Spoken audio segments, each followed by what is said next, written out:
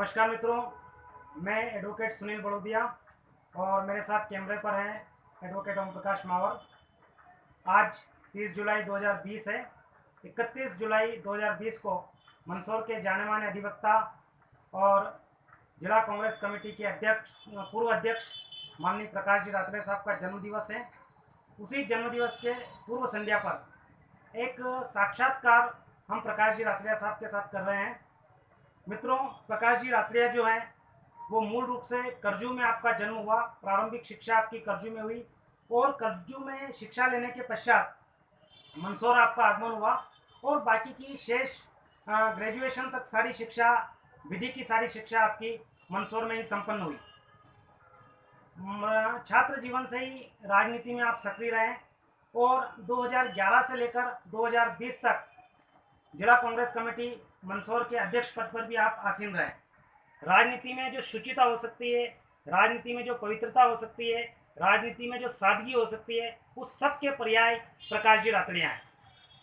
साथ ही साथ मंदसौर के जाने माने आप अभिभाषक हैं और विधि के क्षेत्र में जो आपका ज्ञान है उससे संपूर्ण मालवांचल लाभान्वित हो रहा है। 42 साल की आपकी वकालत हो चुकी है और लगभग 42,000 मुकदमों में आपने पैरवी करी है। साथ ही इन मुकदमों में एक और उपलब्धि आपकी ये रही है कि आपने जो गरीब वर्ग के लोग हैं या फिर जो सार्वजनिक हित के मुद्दे हैं उन पर जो वकालत करी है वो निःशुल्क करी है, बिना किसी शुल्क के करी है। साथ ही साथ कई बार ऐसा भी हुआ है कि किसी पक्षकार के पास भी अर्थाभाव है, पैसों की कमी है, तो उनकी भी निःशुल्क रूप से आपने मदद करी है। लेखन के क्षेत्र में भी आपका योगदान बड़ा अद्भुत है और कई पुस्तकों का आपने लेखन करा है, जिनमें प्रमुख रूप से विजयवाणी भाग 1 एवं भाग 2, शांति सुधा भाग 1 एवं भाग 2, संभाव की साधना, शुभ संदेश जैसी कई पुस्तकें आपने स्वयं ने लिखी है। साथ ही साथ गीता प्रेस गोरखपुर से जो कल्याण पत्रिका प्रकाशित होती है, जिसकी लगभग 2.5 लाख प्रतियां निकलती है, उस पत्रिका सहित अनेक पत्र पत्रिकाओं में आपके हजारों की संख्या में लेख प्रकाशित हो चुके हैं। तो निश्चित रूप से प्रकाश जी रात्रिया बड़े ही सर्वगुण संपन्न व्यक्ति हैं और निश्चित रूप से ऐसे व्यक्तित्व से बात करके बड़ा ही हमें गौरव का अनुभव हो रहा है। साथ ही आपके द्वारा मंदसौर नगर में एक आध्यात्मिक चेतना अभियान के माध्यम से एक संस्था आपने चलाई है और उसकी मासिक बैठक होती है, जिसमें धर्म, दर्शन और अध्यात्म के विषयों पर चर्चा होती है। 2016 में आपके द्वारा हरिद्वार की यात्रा की गई थी और उस हरिद्वार यात्रा के बाद आपके मन में एक विचार आया कि जब हम इतनी दूर दूर यात्रा करने जाते हैं तो मंदसौर नगर में ही जो मंदसौर नगर के जो मंदिर है उन पर हम क्यों नहीं पहुंच पा रहे हैं। तो आपने एक अभियान शुरू करा।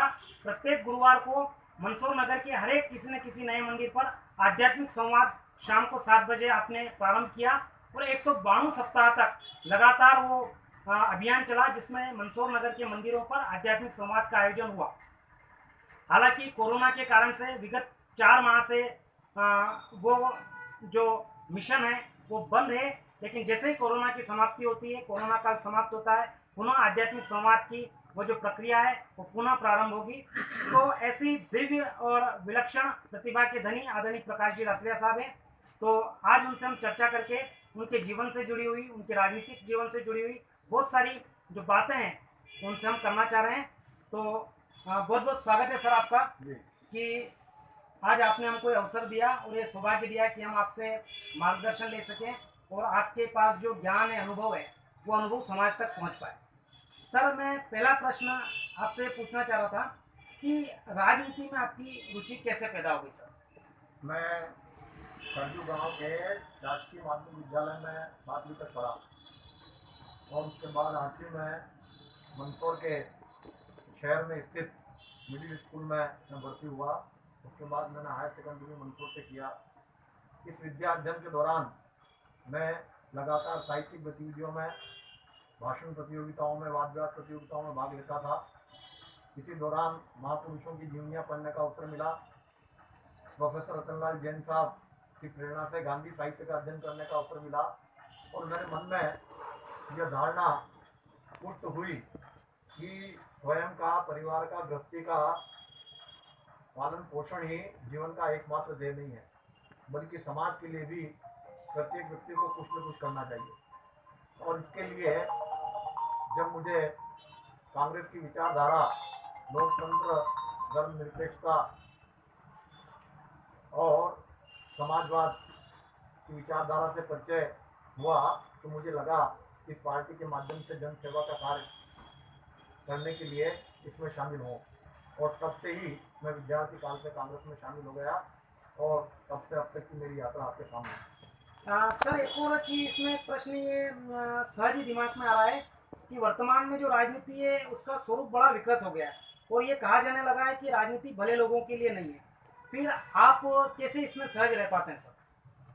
यह पूरी दुनिया के अंदर एक सर्वमान्य तथ्य है कि लोकतंत्र सर्वश्रेष्ठ राजनीतिक पद्धति है और इसी विचार को लेकर भारत का स्वतंत्रता संग्राम लड़ा गया।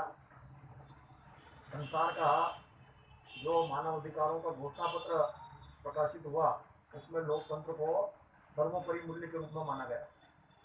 इस लोकतांत्रिक मूल्य की रक्षा तभी हो सकती है जबकि किसी भी राष्ट्र के सब नागरिक राजनीति में सक्रिय होकर अपना योगदान करें, क्योंकि केवल वोट डालकर अपने कर्तव्य की तीसरी कर लेते हैं तो फिर राजनीति की वही दुर्दशा होती है जो वर्तमान में हम देख रहे हैं। और जो विकृतियां आई है उसका कारण भी यही है।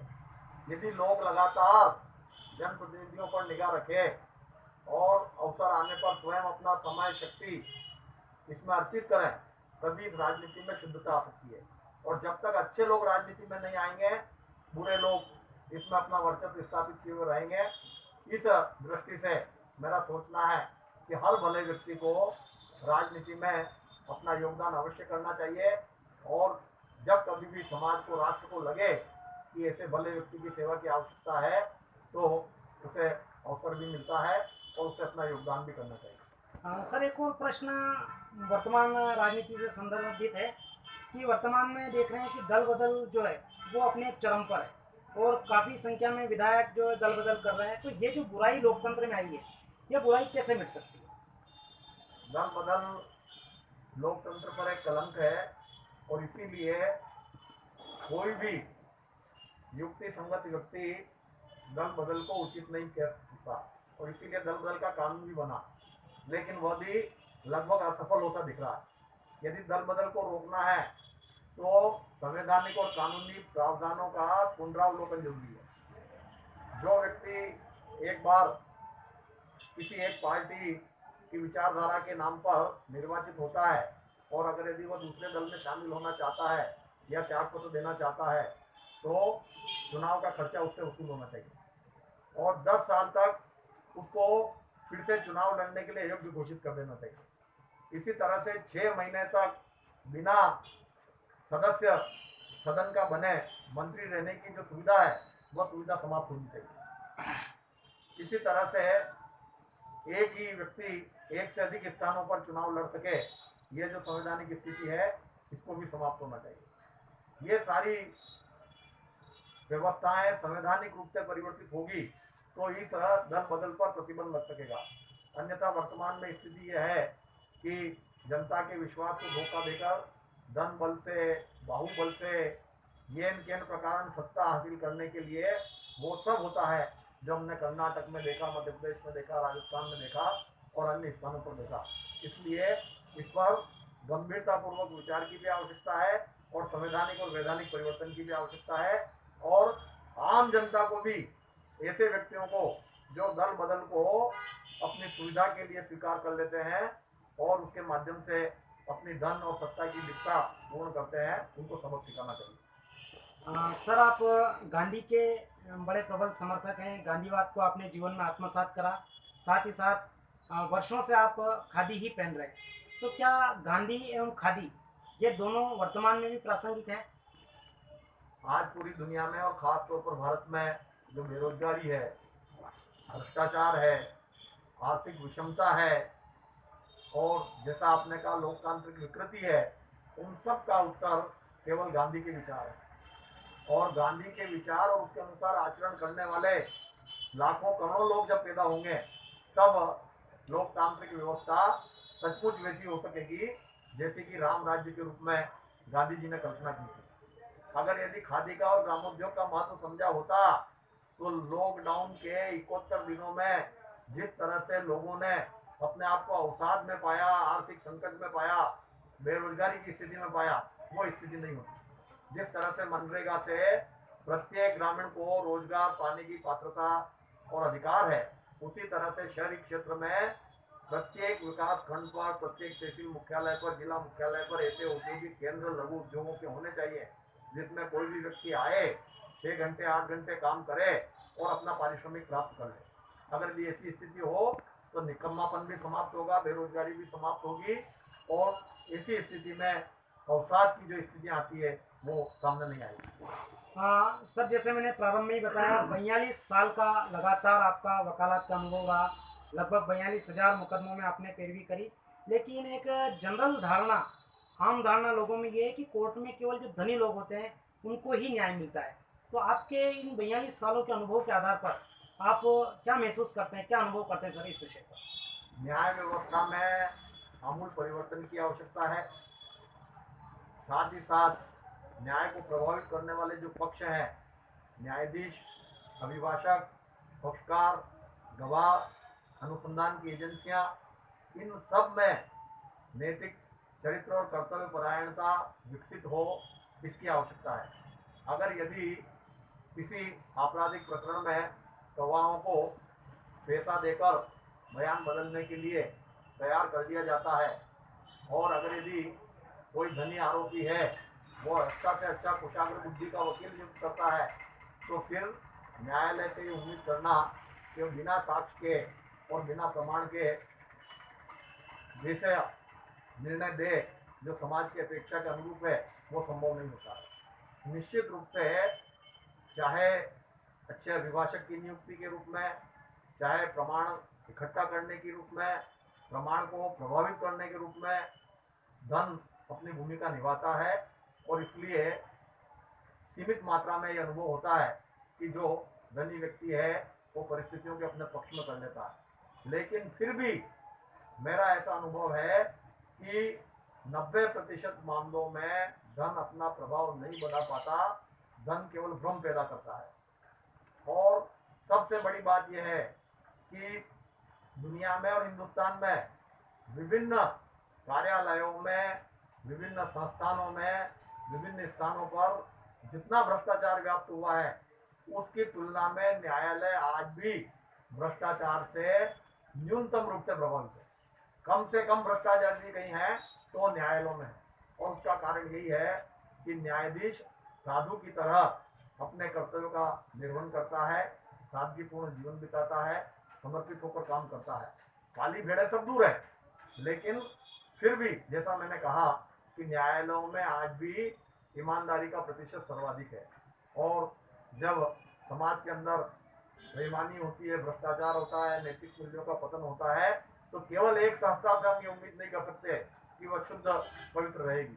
वास्तव में पूरे देश का नैतिक स्तर कैसे सुधरे और प्रत्येक नागरिक अपने कर्तव्य के प्रति कैसे कर्तव्य परायण बने, यह हमारी मुख्य समस्या है। सर, एक और प्रश्न, चूँकि आपका राजनीतिक जीवन भी बहुत लंबा रहा है, तो उसी से संबंधित एक प्रश्न हो रहा है कि वर्तमान में नेताओं के अंदर नैतिकता की, सादगी की, ईमानदारी की लगातार कमी होती जा रही है। लगातार लोगों का जो नैतिक स्तर है वो गिरता जा रहा है। तो आखिर ये कब तक सुधरेगा और आखिर ऐसा हो क्यों रहा है? क्यों लोगों का, नेताओं का जो नैतिक स्तर है वो लगातार गिर रहा है, सादगी खत्म हो रही है, ईमानदारी खत्म हो रही है? मैं आपकी बात से बिल्कुल सहमत हूँ। गांधी जी और उनके साथियों ने जिस तरह से त्याग के आधार पर, बलिदान के आधार पर देश को आज़ाद कराया और यह कल्पना की कि जनप्रतिनिधि के रूप में जो व्यक्ति निर्वाचित होगा वह अपने व्यक्तिगत योगदान के द्वारा समाज की सेवा करेगा। लेकिन अब धीरे धीरे जो जनप्रतिनिधि होने का अवसर है, जिसको सत्ता का अवसर कहा जा सकता है, वह केवल स्वार्थ सिद्धि के लिए हो गया और येन केन प्रकारेण सत्ता हासिल कर लेना यह व्यक्ति का उद्देश्य हो गया और उसके पीछे धन कमाना, वर्चस्व स्थापित करना और अनंत काल तक सत्ता में बने रहना। यहाँ तक कि चरित्र निर्माण, संस्कृति, संस्कार का दावा करने वाली जो संस्थाएं हैं वे और उनसे जुड़े हुए राजनीतिक दल अब इन मुद्दों पर मौन हो गए। जब विधायक खरीदे जाते हैं, बेचे जाते हैं, तो उस पर तथाकथित चरित्र के ठेकेदार कोई आपत्ति नहीं करते। और रहा प्रश्न यह कि ये विकृति कैसे समाप्त होगी, वास्तव में जनता की तरफ से लोग स्वयं उठ खड़े होंगे और जब निर्वाचन का अवसर आता है तब वे केवल ईमानदार सच्चे भले लोगों का निर्वाचन करेंगे, तब यह परिवर्तन हो सकता है। इसलिए अभी यह यक्ष प्रश्न जैसा आपके मन में है वैसा मेरे भी मन में है और प्रत्येक देश के प्रति हित चिंता रखने वाले व्यक्ति के मन में है कि आखिर ये विकृतियां किस तरह समाप्त होगी। लेकिन ये विकृतियां निश्चित ही चिंता का कारण है। सर, विधि के क्षेत्र में आप कई लोगों के आदर्श हैं, राजनीति के क्षेत्र में भी आप कई लोगों के आदर्श हैं, लेकिन एक प्रश्न ये है कि आपके आदर्श कौन है? वास्तव में मैंने अपने जीवन की शुरुआत ही गांधी जी के विचारों से प्रभावित होकर के की, इसलिए निश्चित ही गांधी जी हमारे लिए सबसे बड़े आदर्श है। गांधी जी स्वयं एक अभिभाषक थे और उन्होंने मुकदमों में अपने पक्षकारों को जब वे आरोपी के रूप में खड़े हुए तो यह परामर्श दिया कि झूठ का सहारा नहीं लेना और सच सच कोर्ट के सामने बोलकर अपराध स्वीकार कर लेना। इसी तरह से चर्चा के द्वारा संवाद के माध्यम से मामलों का निराकरण कर लेना, ऐसा आदर्श गांधी जी का था। इसी तरह से जो वर्तमान समय में इन्हें गिने नैतिकता के पुंज हमें नजर आते हैं, उनमें डॉक्टर एस एन सुब्बाराव जो देश के गांधीवादी हैं, जो निरंतर युवकों में जागृति का प्रयास करते हैं। धार्मिक क्षेत्र में, आध्यात्मिक क्षेत्र में आचार्य विजयराज जी महाराज साहब जैसे संत, शांति मुनि जी जैसे संत जो लगातार नैतिक उत्थान के लिए प्रयास कर रहे हैं, वे हमारे आदर्श हो सकते हैं। शिक्षकों में प्रोफेसर करलाल जैन जैसे वास्तविक और आदर्श शिक्षक हमारे आदर्श हैं।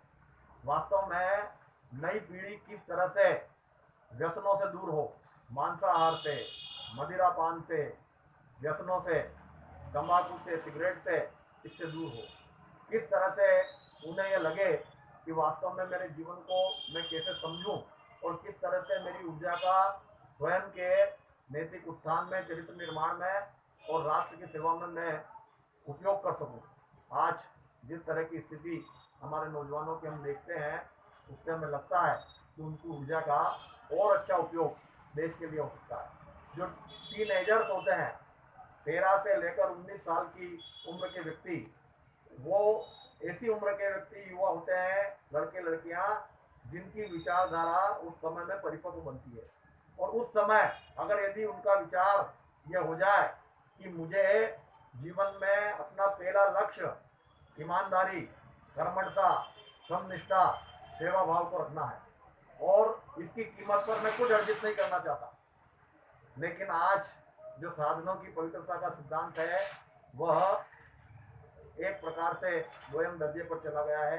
व्यक्ति येन केन पकेड़न सफलता चाहता है, धन सर्वोपरि हो गया है। इसलिए वैचारिक वातावरण बने और सबको ये लगे कि समाज के उत्थान में जब तक नैतिक मूल्यों को हम आचरण का अंग नहीं बनाएंगे तब तक हम योगदान नहीं कर सकेंगे, तो निश्चित ही कुछ परिवर्तन संभव है। सर, विगत 4 महीनों से कोरोना का संकट चल रहा है, तो इस कोरोना काल में, कोरोना संकट में समाज सेवियों की क्या भूमिका हो सकती है? समाज सेवी जन जागरण करें, लोगों के लिए जो आचार संहिता बनाई गई है, मास्क लगाना, शारीरिक दूरी बनाए रखना, स्वच्छता रखना, इससे संबंधित जो सूत्र हैं वे स्वयं अपनावें और जनता भी उसका पालन करे। लॉकडाउन अगर होता है तो लोग आर्थिक दृष्टि से दुखी हो जाते हैं, मानसिक रूप से अवसाद में आ जाते हैं, शारीरिक स्वास्थ्य उनका प्रभावित होता है और लॉकडाउन खुलता है तो बाजार में भीड़ बढ़ जाती है, लोग इन नियमों को भुला देते हैं और इस कारण से ये संक्रमण से फैलने वाली जो बीमारी है वो निरंतर बढ़ती जा रही है। वास्तव में केवल कोरोना के लिए ही नहीं बल्कि जीवन भर प्रत्येक प्रकार से रोग से दूर रहने के लिए और स्वस्थ रहने के लिए जो नियम है उन नियमों का व्यक्ति अपने आचरण में पालन करे, ब्रह्म मुहूर्त में उठे, प्रार्थना करें, सीमित मात्रा में सात्विक आहार करें, शारीरिक श्रम करें, व्यायाम करें, प्रकृति की निःशुल्क देन शुद्ध हवा जो हमें प्रकृति के वातावरण में उपलब्ध है उसका वह सेवन करें और अपने शरीर को मजबूत बनाए रखें। कहा जाता है कि जिसका शरीर मजबूत है, इम्यूनिटी शब्द उसके लिए उपयोग किया गया है, जिसकी रोग प्रतिरोधक क्षमता मजबूत है उस पर कोरोना प्रभाव नहीं करता। लेकिन यह क्षमता करीब करीब शिथिल हो गई है और इस कारण से कोरोना बड़ा प्रभावी हो रहा है। मुझे लगता है कि कोरोना सबक सिखा कर जाएगा और हमारी नई पीढ़ी स्वास्थ्य से संबंधित नियमों का पालन करते हुए स्वयं मजबूत बनेगी और आगे आने वाले समय में जब कभी भी ऐसी महामारी हमला करेगी उसका सामना करने के लिए हम तैयार रहेंगे। सर, 42 वर्षों का एक लंबा वकालत का आपका अनुभव रहा है। 42 वर्षों तक आपने कोर्ट में अपना जीवन व्यतीत करा है और अभी भी आप लगातार वकालत के क्षेत्र से जुड़े हुए हैं। सर, जो नए अभिभाषक वकालत में आ रहे हैं, वकालत के क्षेत्र में आ रहे हैं, वकालत को अपना रोजगार का साधन बना रहे हैं, उन नव अभिभाषकों के लिए इस वकालत के क्षेत्र में उन्नयन के लिए आप क्या सुझाव देना चाहेंगे? वो क्या करें ताकि आप ही की तरह वो भी वकालत के क्षेत्र में अपने आप को स्थापित कर सकें?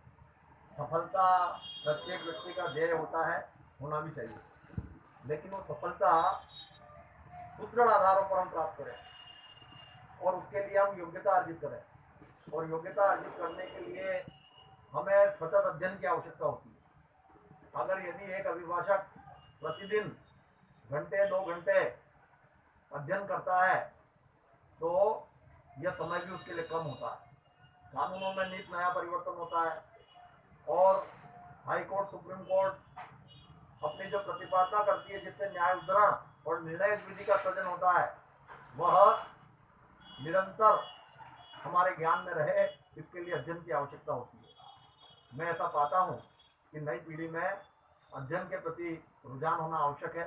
साथ ही अपने कार्य के प्रति ईमानदार रहें, अपने पक्षकारों के प्रति ईमानदार रहें। जो मामला हमारे पास हो उसका पूरी मेहनत के साथ, दृढ़ता के साथ अध्ययन करें और स्वयं ईमानदार रहें।